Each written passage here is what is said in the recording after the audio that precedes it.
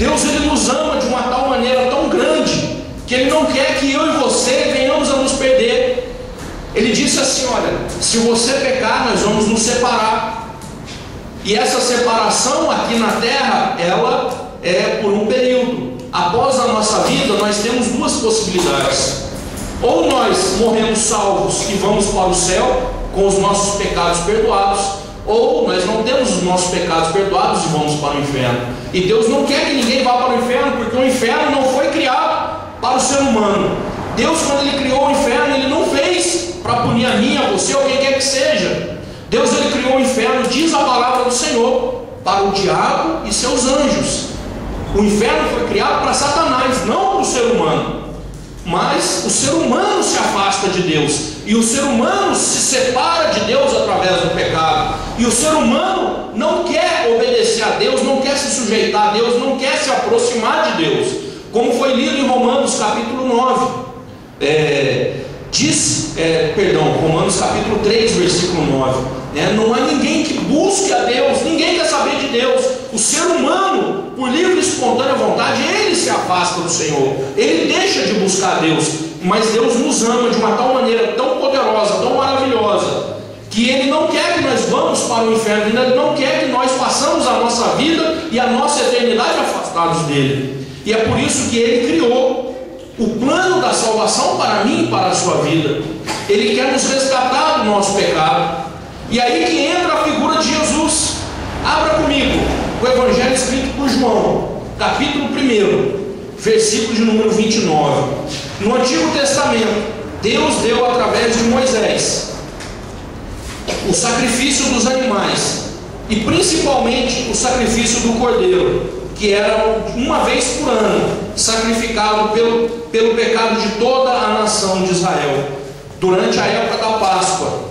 Aquele cordeiro que devia ser perfeito, sem mancha, sem mácula, sem defeito físico algum, ele era sacrificado diante de Deus pelos pecados da nação de Israel. E aí, no Evangelho escrito por João, capítulo 1, no versículo de número 29, nós entendemos que esse cordeiro que era sacrificado todos os anos na Páscoa, ele era um símbolo que apontava para a figura de Jesus. João Batista, que veio preparar o caminho para o Senhor Jesus, ele disse em João capítulo 1, versículo 29, no dia seguinte, João, o João Batista, viu a Jesus que vinha para ele e disse: eis o Cordeiro de Deus, que tira o pecado do mundo. Então o Senhor Jesus, Ele é o Cordeiro de Deus, dado por Deus e escolhido por Deus, para tirar o meu e o seu pecado. Deus, Ele nos ama de uma maneira tão grande, de uma maneira tão poderosa, que nós pecamos e nós precisamos ser castigados pelo nosso pecado. Só que Ele nos ama tanto, que Ele olha para mim e para a tua vida e diz assim: olha, eu não quero castigar o meu filho, eu não quero castigar a minha filha, eu os amo, eu sei que eles erraram, que eles precisam ser punidos, mas ao invés de castigar o meu filho, a minha filha, a quem tanto eu amo, eu vou castigar a mim mesmo, e eu vou pagar o preço do pecado de cada um dos meus filhos. E é aí onde entra o Senhor Jesus, porque o Senhor Jesus, Ele é o próprio Deus. Nós sabemos que, embora não exista em nenhum lugar da Bíblia Sagrada a palavra Trindade, porque é uma palavra que foi criada depois de que a Bíblia já estava escrita. Quando a Bíblia foi escrita, essa palavra não existia. Mas nós sabemos, lendo a Bíblia Sagrada por várias e várias passagens, que embora não esteja escrito a palavra Trindade, o conceito, a ideia e esse ensino está na Bíblia Sagrada. E o Senhor Jesus, Ele é parte do único e verdadeiro Deus, o Deus Pai, o Deus Filho e o Deus Espírito Santo, três pessoas em um só Deus. Muitos dizem assim: mas espera aí, isso na matemática está errado, porque 1 mais 1 é igual a 3. Não, irmãos, é que a sabedoria de Deus é maior que a do ser humano.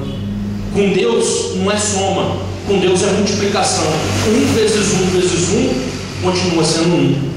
Então o nosso Deus, Pai, Filho e Espírito Santo, Ele é só um. E esse Deus, Ele diz assim: olha, eu vou castigar o pecado do meu filho em mim, na figura do Filho unigênito, do Filho único, sem nenhum outro igual, Jesus. Ele vai pagar o preço pelo pecado de cada um dos seres humanos. E é aí que entra o sacrifício do Senhor Jesus. É por isso que João chama Ele de o Cordeiro de Deus que tira o pecado do mundo.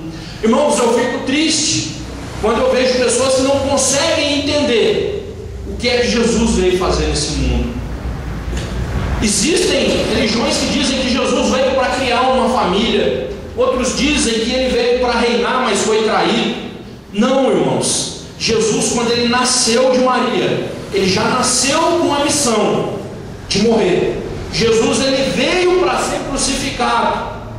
Jesus, lá em Mateus capítulo 16, se você abrir comigo a sua Bíblia, você vai perceber que enquanto Ele estava com os discípulos, antes de ser traído, Ele já estava ensinando aos seus discípulos o que é que Ele ia passar.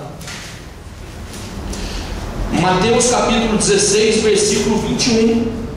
Desde então começou Jesus a mostrar aos seus discípulos que convinha ir a Jerusalém e padecer muito dos anciãos e dos principais dos sacerdotes e dos escribas, e ser morto e ressuscitar ao terceiro dia. Então Jesus, ele já estava ensinando aos discípulos: olha, eu vou para Jerusalém e lá eu vou morrer.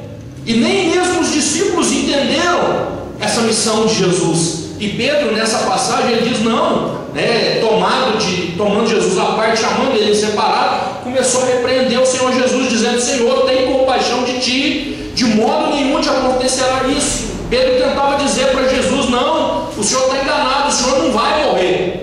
E aí Jesus olha para Pedro e diz assim: para trás de mim, Satanás, que me serves de escândalo, porque não compreendes as coisas que são de Deus, mas só as que são dos homens. Jesus, ele veio na terra exatamente para morrer. Não foi um erro, não foi uma falha, não foi uma mudança de planos. Ele veio morrer, porque sem o derramamento de sangue não há remissão, não há perdão, não há como pagar os pecados. O pecado só pode ser pago através do sangue derramado. E como Deus nos ama, Ele não quer derramar o meu e nem o teu sangue. É por isso que Ele escolheu Jesus e diz assim: olha, eu vou derramar o sangue de Jesus no lugar de cada um dos pecadores. E é isso que ninguém consegue entender.